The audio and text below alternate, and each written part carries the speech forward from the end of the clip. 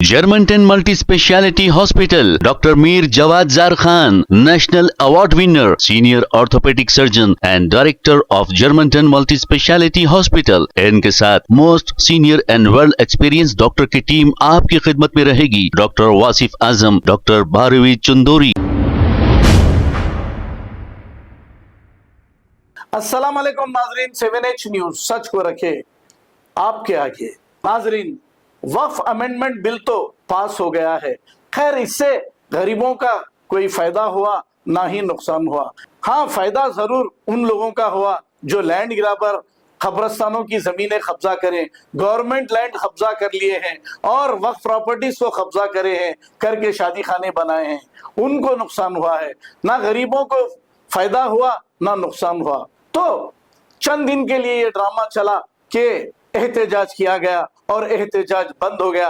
तो आप देखिए, इसी तरह सारे बिल पास होते जाएंगे और हमारे मुकामी लीडर सिर्फ तमाशा देखते रहेंगे।